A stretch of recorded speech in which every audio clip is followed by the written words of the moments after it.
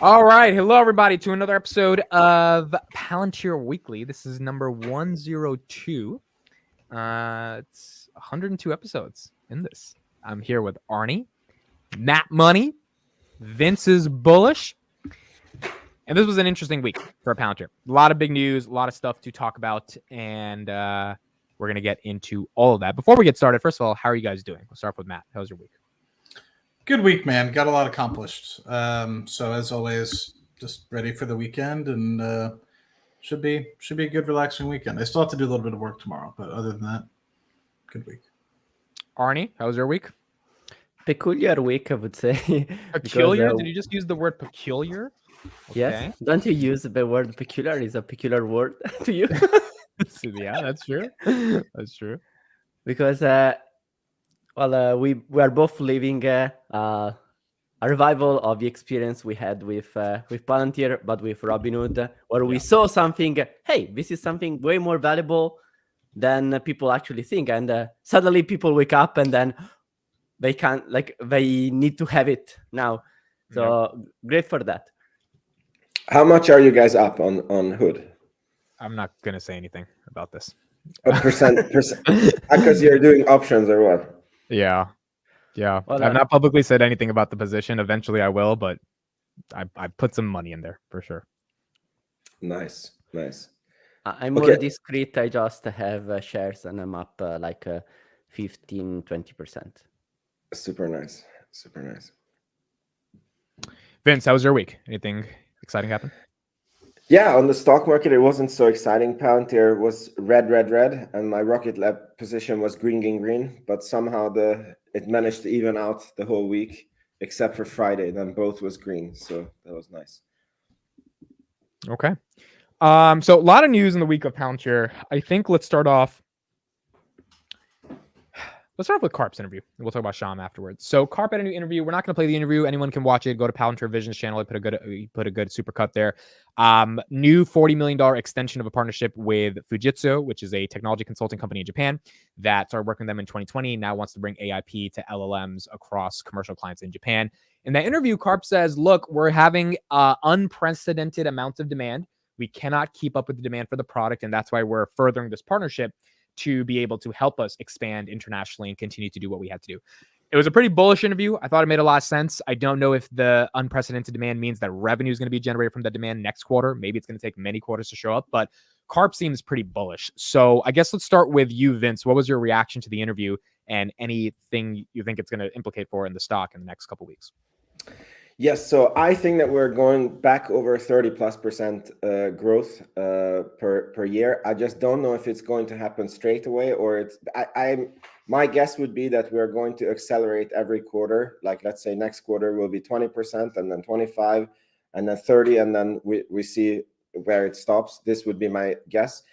And Karp has never let us down. Like, every time when he said something about the company that we're doing very good in the US, or, there's a lot of new customers for the AIP, when the next earnings call came, it was always true. And I don't see why this would be different this time. So I think it was a very, very bullish interview. Okay. Matt, your thoughts on the interview? Sorry, I was on mute. As always, I think Karp shows up well, and he has a good idea on how to be one very strong leader for his employees, and make sure that they feel good, and make sure that the work that they do on a weekly basis, or even on a yearly basis or decade, doesn't go unnoticed. And the thing that I guess the only problem that I had with the mentioning was, it's like almost as if it's like, which can be perceived as good or bad. It's like he was basically saying it was unprecedented growth. We don't know how to handle it. It makes it almost seem like the company isn't situated or appropriately staffed to be able to handle the incoming growth, which could mean that they potentially lose out on some of that growth, right? Because if we're not able to harness all of it. So it's a positive and a negative, right? I mean, the hope is, with at least what they're talking about, you could see that the future for revenue growth in the future could get back to something that's more reasonable, where it would put a better valuation on the stock, or at least make it seem more worthwhile to be in the stock at this sort of market cap.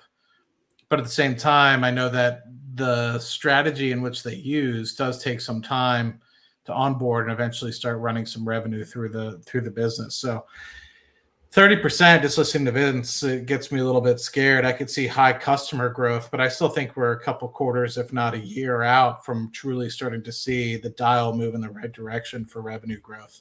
But I guess it also depends on when they start marking up initial payments for the NHS deal and a few other things that have kind of come through the pipeline, right? Because based off mark-to-market accounting, I guess it all depends on when they are able to write that sort of stuff and what the contracts look like. Are they going to be getting that revenue on a quarterly basis, annual basis? So it could be lumpy in that respect as well. But I'm still fairly confident that 30% for fourth quarter is out of reach. It might be something of topic in the second quarter. Arnie, your thoughts on the interview? Just to add a little hint on the 30% discussed 30% growth, I saw Vince's post and I thought, that I was actually having the same feeling. But this doesn't mean that, as Vince said, okay, next quarter, next semester, 30%. It is more, wait a second, if we collect all the qualitative hints that we're currently getting, is more, I don't see unreasonable we would see something wild potentially happen. Keep in mind that basically, so far how I see the business is regular state, more in the 20-25%, super boost, like we saw with the pandemic, we go well above that. Slow down, we still keep growing around the 10%. That's the more or less the framework I see with Palantir. But going back to the interview, there were many hints, and I think the most discussed thing was one of the first sentences: we can't keep up with the product demand. And as I heard it, I was like, oh, I mean, he's convinced again, and we know what that means because that backs what Karp has been basically saying since the beginning of the year. So, or Karp is bullshitting us, or we have something really good going on. And so far, I believe, at least I believe in what Karp says. So I consider it a very strong hint. Again, my expectations is things gradually evolve and accelerate, not next quarter explosive. Yet, this I saw from the comments on Twitter. I received almost 100K impressions. There were many people who actually saw it as a negative. Wait a second. This was supposed to be a software company. How can it be you can't keep up with the demand? It's software, like you plug and play.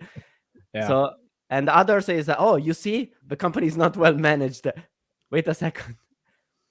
It is true that is a software, well, it's not a regular software company, but on the other hand, when you want to solve a problem with software, it means that you actually need to have someone helping you solving the problem. If you could solve any business problem with just plug and play, basically that company would be already $10 trillion. Imagine that. Imagine potentially solving any business problem with a plug and play software. By definition, you would capture all the software market. We're not there yet. And I connected that with the Fujitsu part, where I grasped something like Palantir leveraging Fujitsu and leveraging each other to basically selling the product. He said something like, we can't keep up with the demand. That's why actually we partner with companies like Fujitsu. Fujitsu is a conglomerate doing many things. So I felt in that way like we are leveraging the strength of our partners so that also our partners actually help us solve the problem. Yep. Go ahead, Vince. Does anybody know what this Fujitsu does? I read a little bit about them, but it was a little bit murky still for me. It looks like they have their own platform, which is built on Foundry. So it looks like they have like a Skywise for handling social problems and societal problems. And back to what Matt said, Palantir has always been manpower strapped, because, for example, in the previous go-to-market strategy that they had to send the forward deploy engineers out for an X amount of time. And it seems like this is a better utilization of the forward deployed engineers, because instead of like going to one company, now they're doing a boot camp to many companies.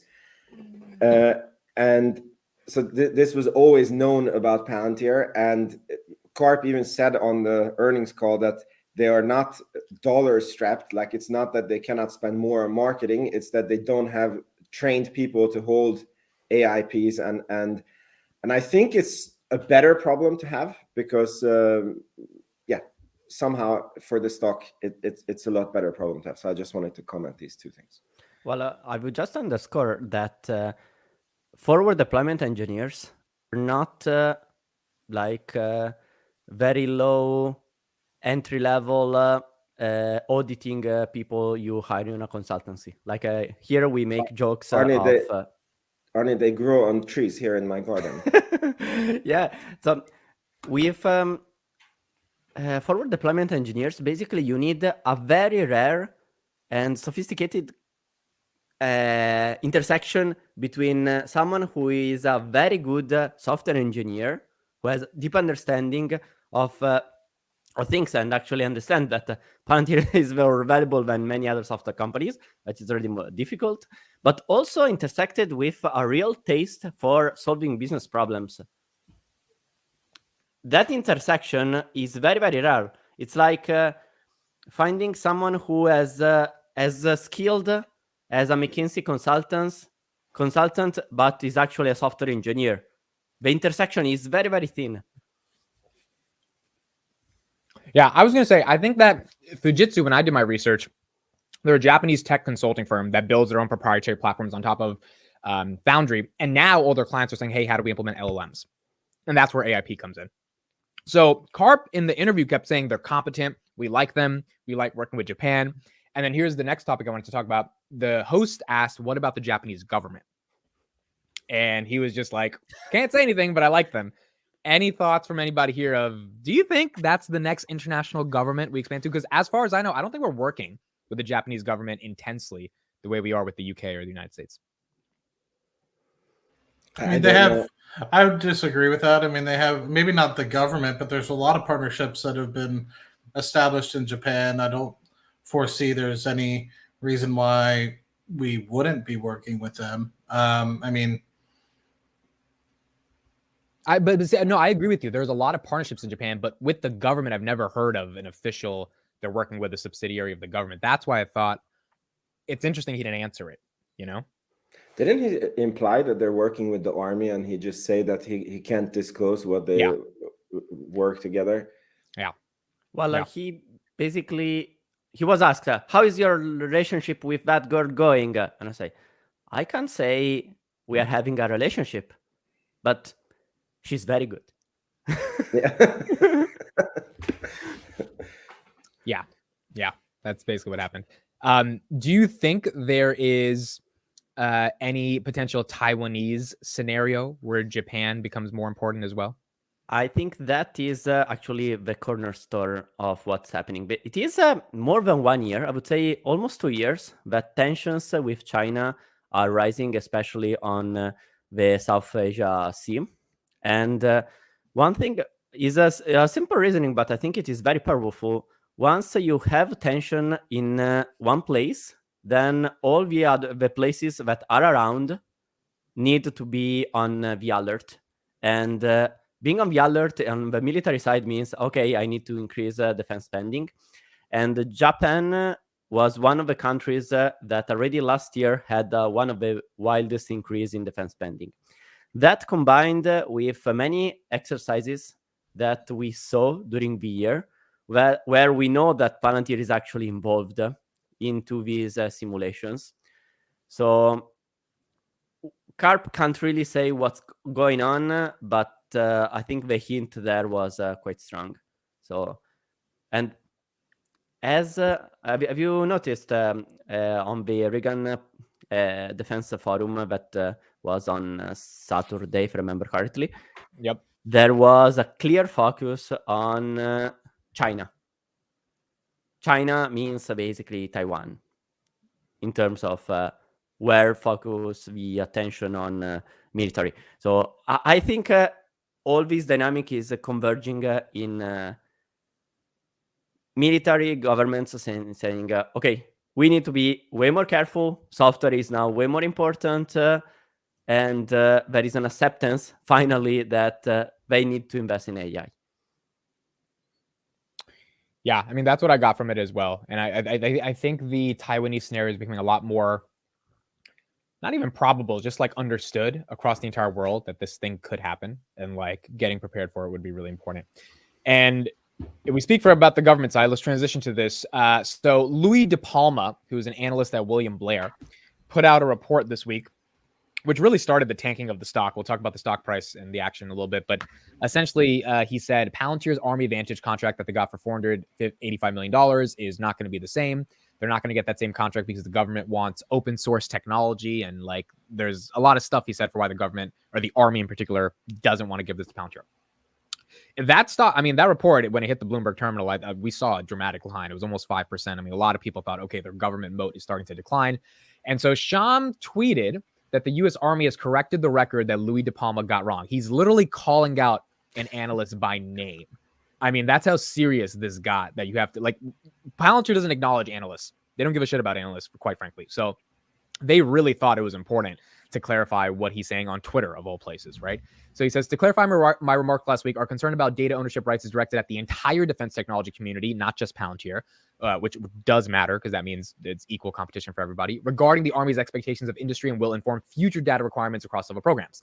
To be clear, we're satisfied with the Army Vantage program, its IP contract language, its open data environment to facilitate Army collaboration, and its connection with third-party tools, meaning that Louie's argument that Palantir was at a disadvantage for how they procured the contract, maybe he's right that we don't get the same money that we got 4 years ago, but the way he kind of framed it seemed to be wrong. Matt, let's start with you. Any raw reaction to this whole thing that happened with everyone? Well, I don't necessarily think that it's so strange that Shyam is starting to go after some analysts. I think that it's not foreign to people that Peter Thiel, Elon are very good friends, and so that deepening relationship between X and Palantir is continuing to get more and more in terms of an outlet and media outlet to I guess disprove misinformation, right?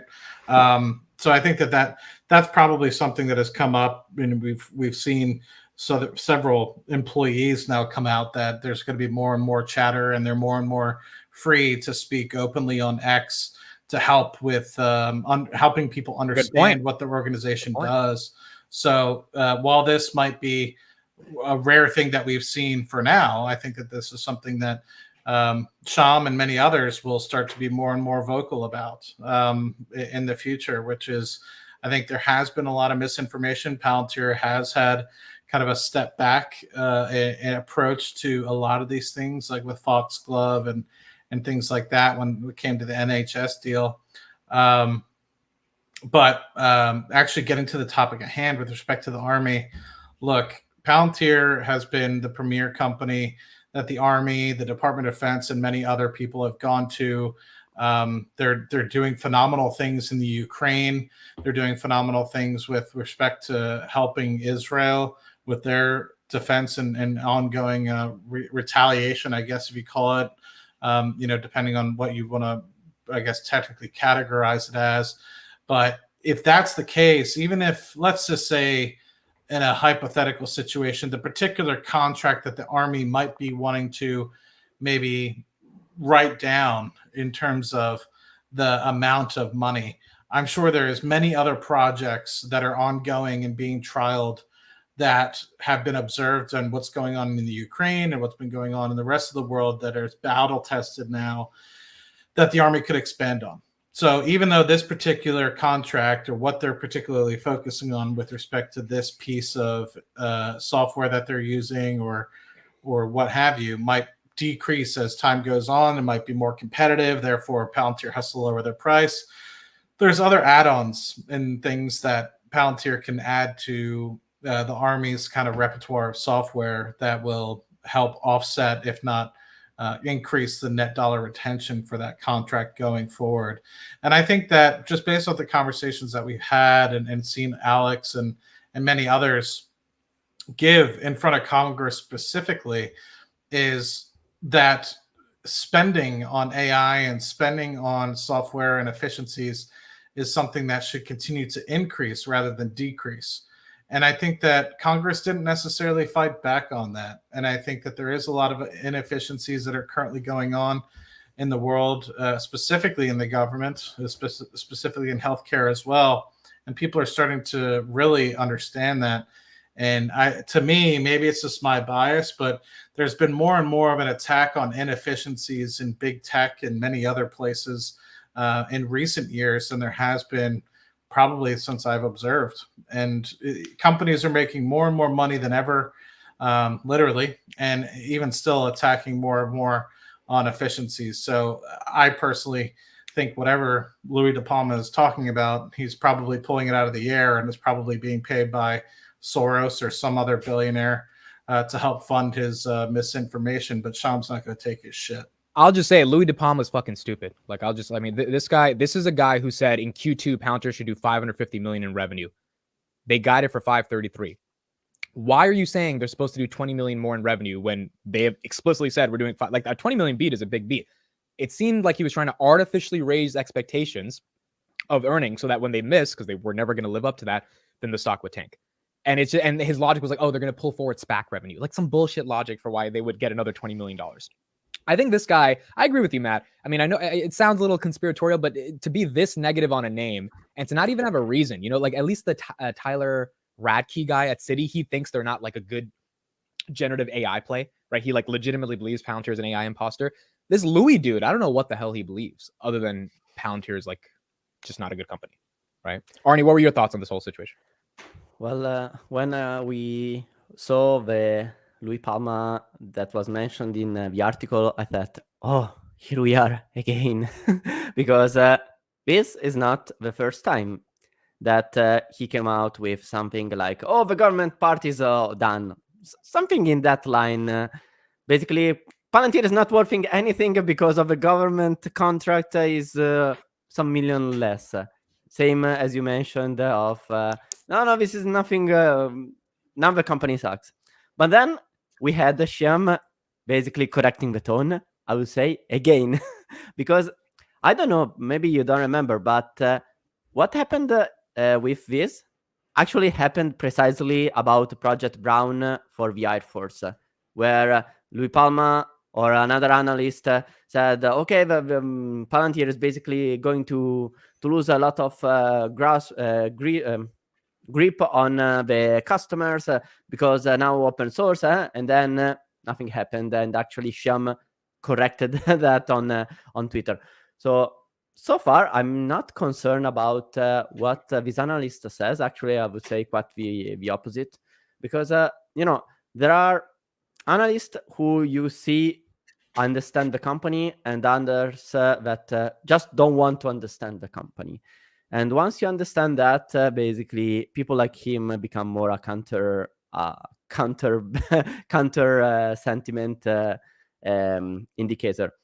And it's not because you want to have like a prejudgment on the analyst. Is you evaluate the validity of his assessments over time, and we keep not seeing enough understanding on the things that matter.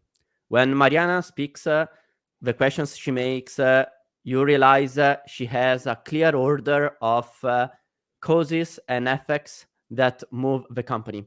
Once you see an analyst talking about a detail that even if that changes, actually it doesn't really matter, then you will see, okay, this guy is writing reports, is not an analyst, is some he spends time doing stuff.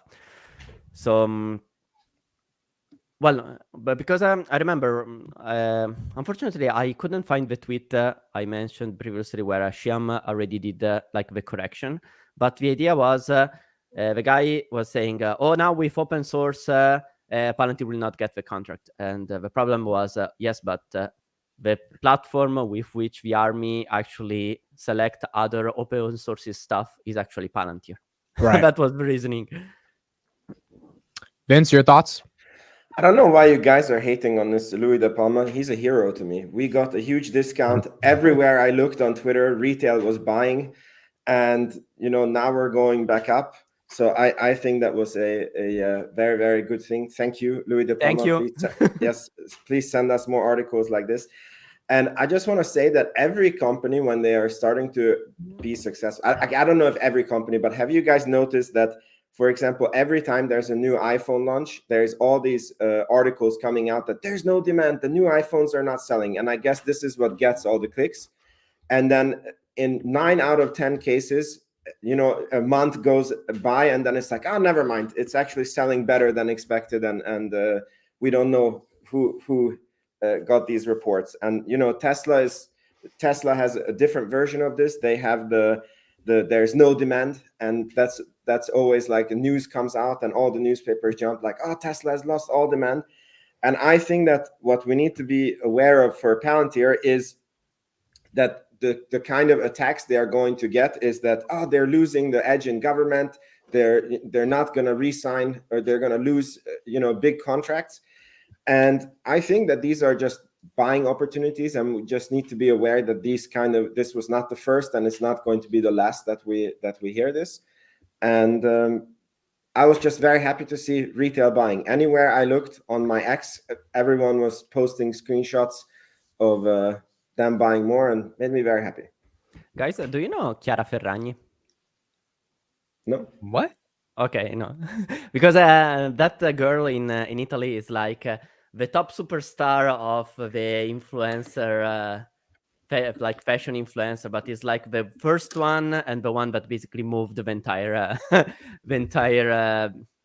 sector, and it is or very loved or quite hated, because it's like but she just takes a picture and people throw money at them.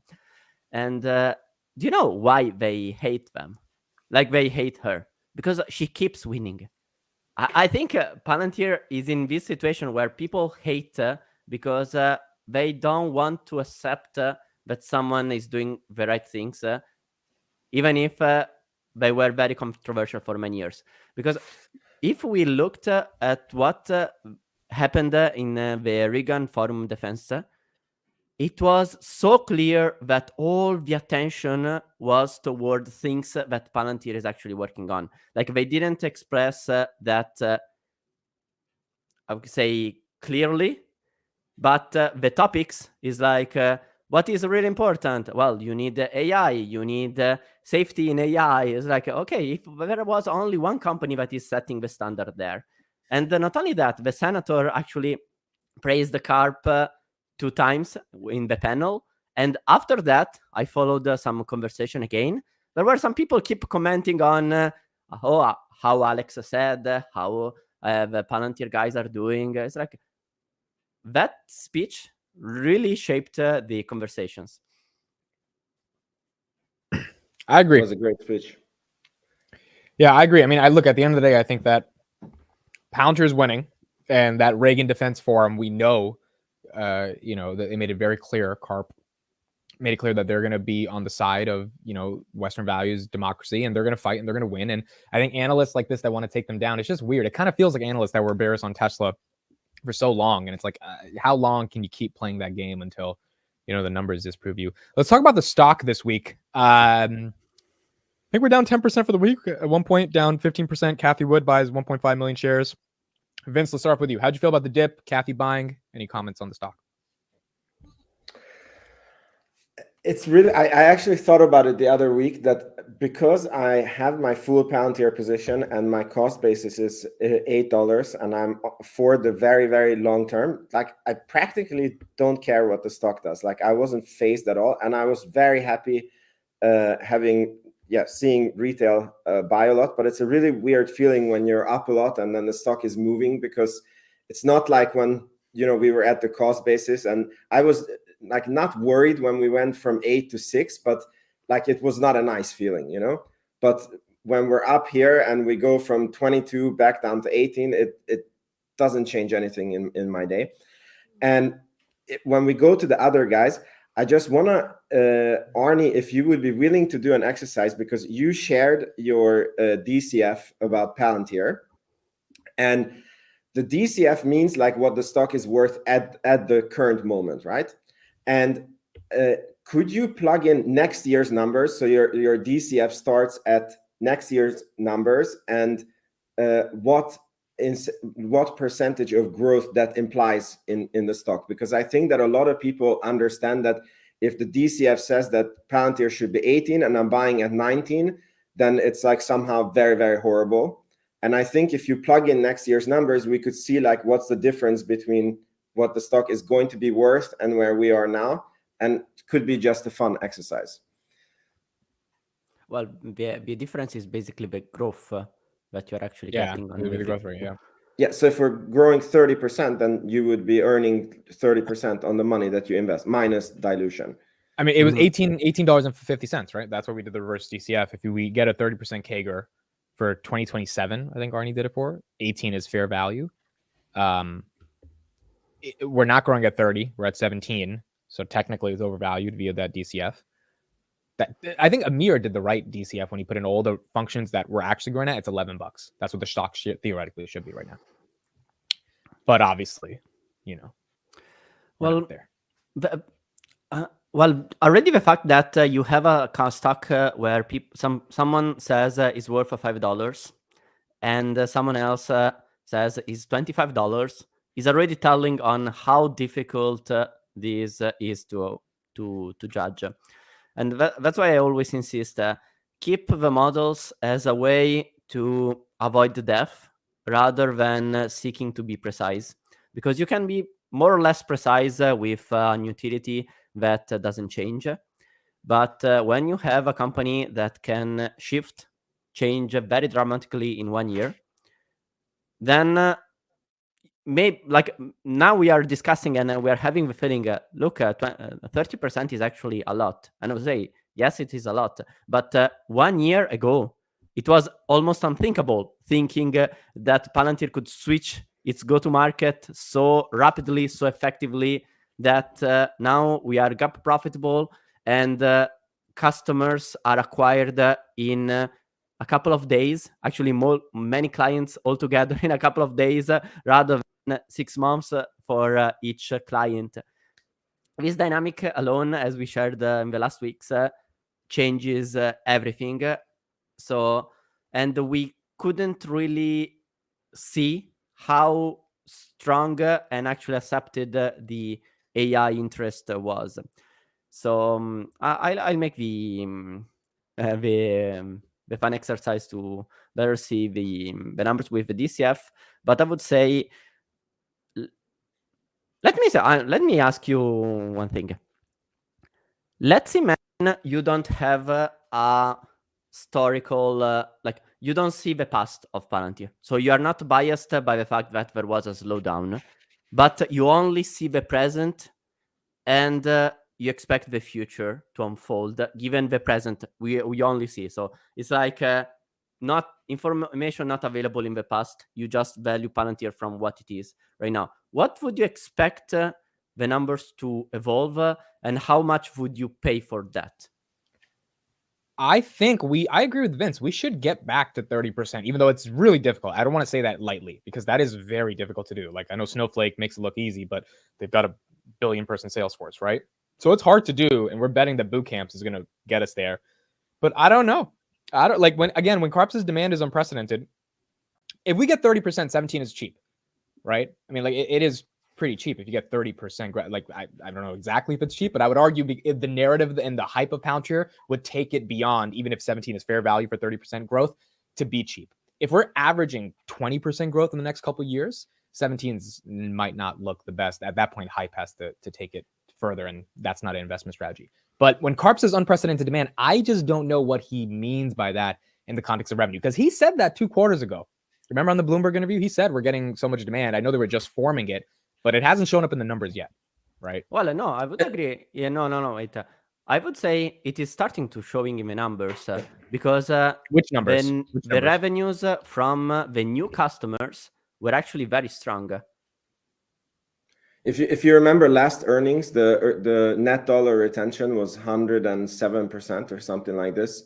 And the revenue still re-accelerated. And the only way that is possible is that there was revenue from new customers. Yeah, but my point is the revenue re-acceleration was still trash at 17%. Yeah. But it's also because the net dollar retention was trash. So if the net dollar retention would go back up to like 115 or 118, then that percentage would be added to or most of it would be added to your growth. Mm-hmm. So then instead of like 17, we would have had the 25% growth. And consider this. So far, in the very first bootcamps, Palantir focused on existing customers. And we basically saw a very strong effect from new customers jumping in with a relatively small deal, but that contributed a lot. Imagine if now Palantir has served already most of the existing customers and now targets with AAP all the new customers. That could bring further support for the growth. That's at least what I'm seeing. But let me say, on this, I asked this question of on Twitter that I think it helps the conversation. If you have to put a multiple on the free cash flow, a sort of PE, but on the free cash flow for Palantir, what's the fair value for the fair multiple for you? In terms of what, price to sales? Of price to free cash flow. EV to free cash flow, price to free cash flow. I mean, it doesn't really matter. It doesn't really change right now. Because that's a very interesting question. It is. On the EV sales, I think we more or less agree that above 10 is deserved. And then we can argue maybe 15, maybe 20. But on the free cash flow, that can help discussing a little bit more. By the way, SpaceX got a 29 price to sales in their latest valuation. I don't know if you guys saw that. Yeah, 175 billion. Yeah, it's pretty crazy. So give me a number. Let's say you have a free cash flow of Palantir for 2023, and you need to apply a multiple to say, okay, more or less. Right now, it's 44 times, right? It's 44 times price for free cash flow. I believe something like that. I think, which is cheap compared to Pepsi and Coca-Cola. Like, it's actually cheap if you look at those. That's what I'm seeing. It's like if we are stuck on the EV sales, maybe especially last week's, it was almost 20%, 20x. I say, oh, wait a second, this is very tough. So the fact that Palantir is having a very strong free cash flow, it makes things difficult to judge, because, for instance, last year, Palantir was trading at a lower free cash flow multiple than Coca-Cola, or Costco, Walmart, and so on, and that was crazy to my eyes. But the fact that now estimates are actually way more positive than last year's, that now the multiple, even if it expanded, now we are in a much better situation. And I found interesting this poll I made. Okay, what do you think is the fair multiple? And basically, all people are quite negative, saying is worth something in the 20-35x. And a lot of people actually said way more than 75x. But it's not unreasonable I mean, I know that it's not PE, because usually when a company goes like switches from losing money to being profitable, like you can have like the P in the hundreds or the thousands, like Tesla, I believe in 2019 at one point had like 1,500 P or something like this. I know it's not on the cash flow, but if we take into account that AI is very hype right now, it's a software company, it's a growing company, they just became GAAP profitable. I would think, my guess, if you ask me, it would be like a 60 to 80, I think could be reasonable at the stage where they are.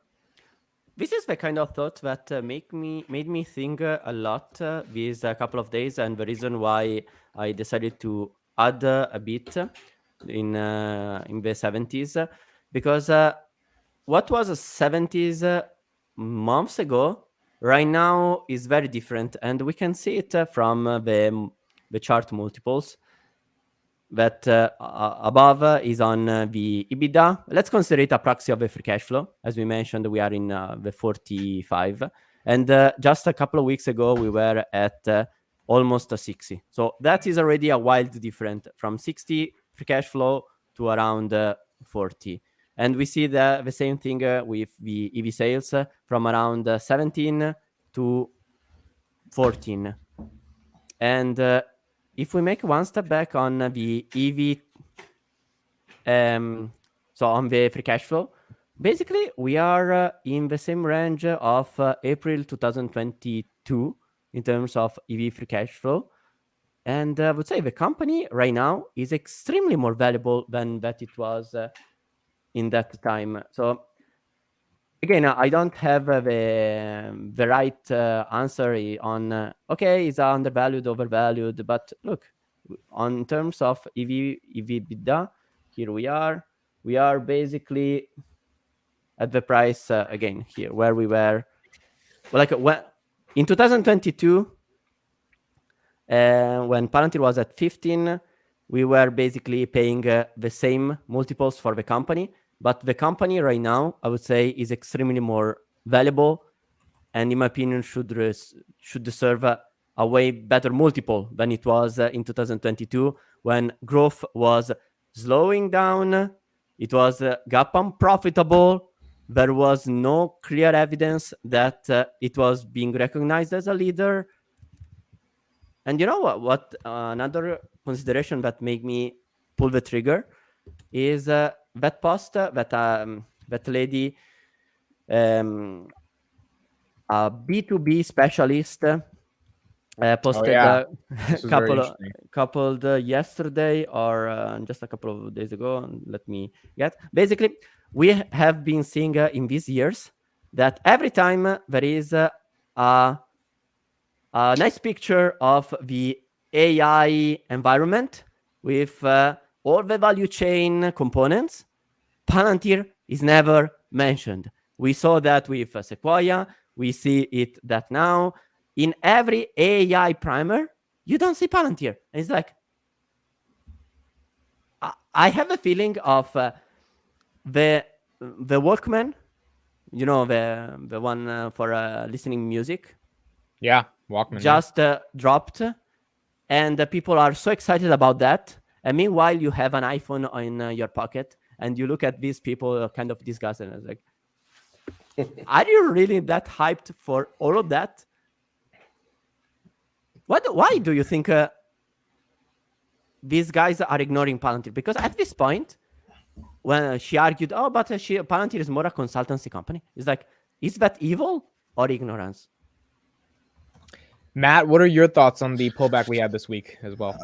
Well, I just want to comment a little bit about what this argument about EV, not the EV, but the price to sales and everything to like. I mean, to me, I think that this is looking at it the wrong way. I think the stock price particularly is going to be driven by, do we come in at $600 million in revenue for the fourth quarter, and what the fiscal year 2024 outlook is going to be. I mean, are we going to come in at 2.7 billion for revenue next year? Because that's going to be about a 22 to 23% growth for fiscal year 23 to fiscal year 24, and that's just not going to cut it. But if you come in at about 2.88 or almost 2.9 billion, then I think you're going to see a lot of tailwind to the stock, and people are going to be pretty happy about that. So I think we're still too early to be really trying to, and I agree a lot with what Vince was saying. I think we're still way too early in the profitability of this company to truly give it a valuation based off of price to free cash flow margin when it's really still in its infancy. And I think that if you look 2-3 years down the road, it might be a different story. But my hope is we're at about a 29% margin right now for ops cash. So hopefully we'll be able to continue to go closer to the low to mid 30s going into fiscal year 24. And by the time we get to fiscal year 25, I hope we hit $1 billion in ops cash. And then we can really start to have a great conversation as to, shit, what the hell are we doing all this cash? We don't use it for capital expenditures. We keep building money to the balance sheet. Are we going to start buying back stock? Are we going to create a venture firm? What the hell's the real potential that we have here at Palantir? What other software products are we going to unleash onto the world? But I mean, I understand we're all sitting here trying to say, is $17 cheap? Is $20 cheap? But I think at the end of the day, the thing that is still in the back of everyone's mind is, where the hell is the growth? Because as you alluded to, Amit, it was only 17% last quarter, year over year. And that's just not going to cut it for the valuation that we're at right now. And, I think really what everyone's eyes should be on is not talking about, price to free cash flow or anything like that. I think it's still way too early. I think we need to be focused on, do we show up next year or this quarter, I guess in January, February timeframe, show up and say, shit, well, we should be expecting 2.88 or 2.7, because that's going to be a big difference. And in order to compete with the Snowflakes of the world and really start to eat at it, I mean, Snowflake's that revenue stream right now. They're at 2.6, 2.7 for fiscal year 24. That's what they're going for. And so if we're going to compete with those guys and try to catch up, they're continuing to slow down. They went from 70% year over year revenue growth to 38% expected for this year. I anticipate that they're probably going to show up in the low 30s for next year as well. So if we're going to try to come back and have a fighting chance at shutting everybody up and recognizing that this is the stock that should be worth $60 billion and not Snowflake, then we really need to get to the point where the customer acquisition, while it's been strong, actually shows up. And that's the thing that scares me. The net dollar retention continues to fall. The growth rate, while it does take up a little bit, is nowhere near where it was 2 years ago. But if we're in such a strong economy and you're able to see Amazon, Google, Microsoft have 30% year over year cloud growth, why the hell isn't Palantir doing the same? I'm still a long-term holder for the stock. I still think it'll be a $150 to $200 billion company. But, this is key time to deliver and really start to show everybody who the hell you're made of. And if Karp's words are right, I think in a year's time, when we're sitting here looking at what's fiscal year 2025 going to be like, we need to be in the mid to high threes in terms of revenue and looking at about $1.25 billion of operating income coming in. And we're just going to be sitting there like, this company's got $4 billion worth of cash. We're going to make another $1.5 billion worth of cash next year. What the hell are we doing with all this money? And hopefully we start talking about buybacks in the next year and a half or so. I think it's too early to do it this quarter, but anyway, I'm sorry, I'm a little fired up. I'm just excited to see what the hell is going to happen. And I don't know the answer. So that's part of the fun of being an investor. I think it is fair to say that at this point, if you keep Palantir or even buying Palantir right now, essentially you expect Palantir to accelerate again. There are, my opinion, many catalysts. Do you think it is a good idea? Let's make a brief recap of what could be the biggest catalyst from now. Because, for instance, Shyam Palantir shared a great post hinting that the Titan contract should be delivered on between January and March. So given times, the army times, maybe it will be later. So hopefully not like the NHS deal. But again, Titan is evolving. And I consider that the biggest catalyst for the business. What do you think could be the other catalyst? For the next 6 months? Let's say 6 months, 1 year. That's typically what people look at Catalyst.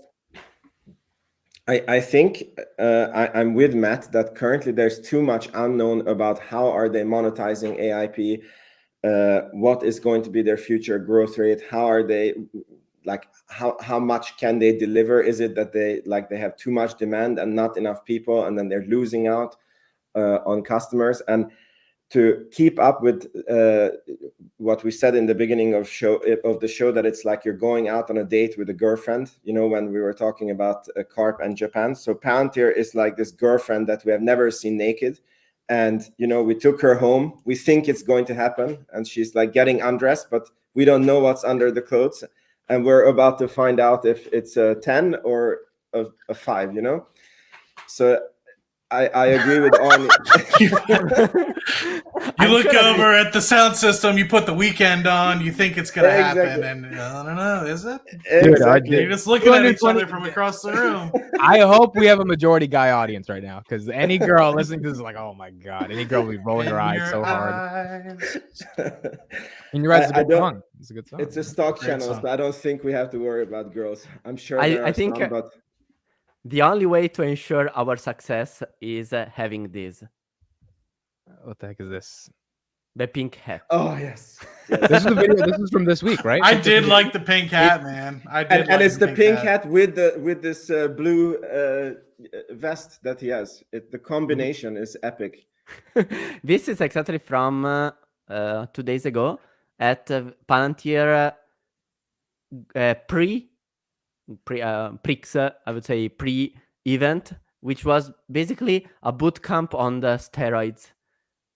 And what really, already this picture is quite interesting, because these are all CTOs, CEOs, these are high-level guys. And look, I'm impressed. Look at that. Yeah, I mean, dude, Karp is magnetic. Karp has a personality that actually attracts people. And so, is Vince frozen for everyone or just me? No, for everyone. Can you guys hear me? Yeah, we can hear you. Your internet's a little choppy. We can hear you. Go ahead, talk, Vince. No, I just wanted to say that we need to also take up this topic that Karp is seeming to have the Elon Musk moment from like the early Elon Musk moment, when he starts to go very viral. And it's so funny that Vitaly on Finance Junkies, he was so against Karp being this philosophical leader, and he talks philosophy, and he should be talking numbers instead of philosophy. And then in the end, it was Karp's philosophy that got him to like the company. Yep. And I think if it happened to him, I think that there's a lot of other people just like him who are taking a second look and saying like, wow, this guy is actually, he's really standing up. He has very good values. He seems to be a very, very good leader. And I think this is more important than we have given it credit to so far. Culture, philosophy, and vision, I think, is something that's truly fundamental for a company to build off of. And if you don't have a strong either of those three, I think you will fail, right? I look at people that are very similar, right? Everyone's different and everyone is their own person. But at the end of the day, I think that you could compare Karp to obviously the company hasn't gotten there yet in terms of market capitalization, but you could compare him to a Steve Jobs. You can kind of compare him to an Elon, versus you have some of these other folks that are more operators specifically, and I think that companies have to start off with a founder that truly puts something onto a path and a vision that shows that there's a need in the world, right? Peter Thiel said, we need something after 9/11 to be able to help us survive and keep the West alive against terrorism. And this was it. And that vision is now morphed into not only helping the military or helping against terrorism, but helping against keeping the West alive in healthcare, keeping it alive and making efficiencies in racing and finance, and forming an alliance against fraud. And that continues to be the vision going forward for the organization. And I think if you focus too much on the sales piece rather than focusing on helping people, then you kind of put the cart before the horse, and eventually you're not going to get anywhere, and you're going to be focusing more on the margins of the company. And eventually that might work for a couple quarters, but at the end of the day, you're not going to continue to expand and grow into other industries and markets and innovate in a way that is meaningful to truly drive innovation, just like what you saw with Apple, right? I mean, yes, the iPhone has been a great proponent of what's been going on, but their revenue is slowing down in comparison to some of the other big tech. So will they continue to form good products going forward since Jobs has kind of left? It kind of remains to be seen, right? The services industry is for them has done really well, but anyway, just some food for thought, right? Karp is great. I love Karp, and anybody that kind of talks down upon him, I think, doesn't necessarily understand how vital he is to the company. Palantir is Karp, and Karp is Palantir. I mean, it is quite funny to think that 1 year ago, when the stock was crashing, people were saying, remove Karp, and now we have evidence again that Karp, as Amit said, is magnetic. So magnetic that even Bill Ackman is reposting his speech. I think those, how much was it? 30 seconds, 1 minute? Is It was the on the Daily best. Palantir account. We had 1 minute video of him, gets 1 million views, and Ian Hershey Ali, I'm definitely saying her name wrong, 500,000 followers, super big in pop culture media. Barry Weiss, leader of the Free Press, 1 million followers. Mike Solana, Peter Thiel's CMO, Founders Fund. Like his message was magnetic enough to get a lot of people to resonate with it. And I think that's a big part of the investment thesis, as Matt says. Like the sales, the margins, all that shit is irrelevant at the end of the day when Vitaly's like, you know what? I fuck with what he said. I kind of don't care about the valuation. I'm just going to buy it to buy it. I think there's a lot of people on Wall Street that at this point are having a particular moral reckoning, that they graduated from all these Ivy League universities and they're seeing them kind of turn to shit. And they're like, you know what? Who's actually saying something against this? Google's not saying anything. Apple's not saying. And granted, those companies have a lot to lose. So I understand why they're not saying anything. Palantir is like, fuck it. You know, this is our mission. We're going to say it. One of the course, I'm not trying to shove, the fact that I went to college in anybody's face, but I took a philosophy class on business in college. And one of the things that it showed, it talked about Apple, it talked about Costco, it talked about these businesses that focus specifically on not necessarily shareholder supremacy like a lot of companies are these days, which is you have to reward the shareholders with dividends and buybacks, but it focused on the customer. Why are you in business? What exactly are you trying to solve?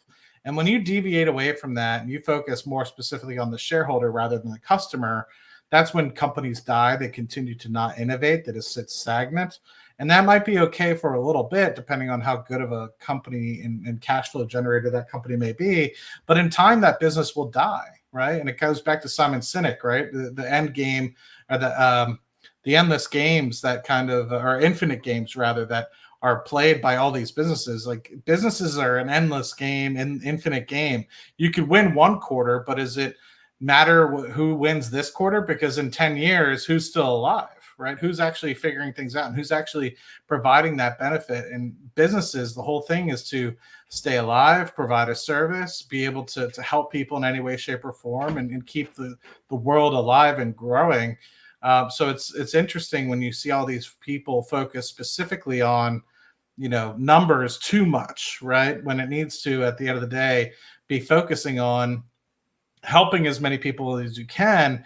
And if you do a good enough job, the numbers will come. And I think that that's part of why Palantir's growth and revenue growth has slowed a little bit, because they focus more on providing health to the world. And they recognize that as they helped in Ukraine, they help in Israel, they help in a lot of these other places, the dollars will come and they'll be able to form their foundational market share that they can pivot off from, while everyone else is chasing, the dollar here, dollar there. They're not actually providing any real value at the end of the day. And eventually they'll be the ones that end up falling first when push comes to shove. And people say, this software is okay, but it's not actually fundamentally changing our business. We need something better. And Palantir is going to be right around the corner for people to sign up for, because they're actually focusing on customers. They're focusing on actually solving problems. You can be really patient only when you are extremely confident that you are focused on value and the customer actually understands that. Because Karp said some weeks ago, months ago, that it was related to the NHS. Maybe if you give it for free, is because it is valuable and the customer can assess that, and we'll need that. But if the product is crap, you just try to collect the most revenues you can in the short term, and maybe that's exactly why we have been seeing these. Well, not the only reason, but maybe a key contributor to the net dollar retention not being very strong right now, because maybe that is an active bet that the company is making. They don't need to. Well, for Palantir right now, revenues are important, but is not the key driver. Like, what they really need to do is trying to unlock the biggest value for customers, so that customers are deepen into Palantir more and more. And once they're basically completely rely on Palantir, then you have all the time to get your money dividend. And basically the big bet is rather than getting $1 revenue right now, I accept I take 10 cents now, betting on the fact that you are going to give me 100 in 5 years, 10 years. Yeah, I agree. I think it's really exciting. Obviously, Karp getting a lot more attention this week. New interview. Shyam doing what he had to do in terms of correcting him. We got a couple weeks left. We're at 1750. I bought about 100 shares this week. I want 15, but I don't know if we'll get there. And we'll see what happens towards the end of the year with Palantir. But this was an exciting week. And obviously, we got that Titan contract that now is going to be announced in January to March. So we're probably not going to get an update till the end of the year. S&P 500 also next year. So I think most of the catalysts are done. So the question simply becomes macro and kind of if enough institutions want to keep holding or buy towards the end of the year. All right. That is it for us. Thank you all for being here. Appreciate you, everybody. Episode number 102. One Lambo. What'd you say? One Lambo. Oh, I thought you said one moment. I was like, oh, you have something else to say? No. One Lambo. Hopefully soon. Or maybe not soon, so we can keep acquiring more shares. Or Cybertruck. Cyberland. So when you say hopefully soon, how much call options do you have on Hood?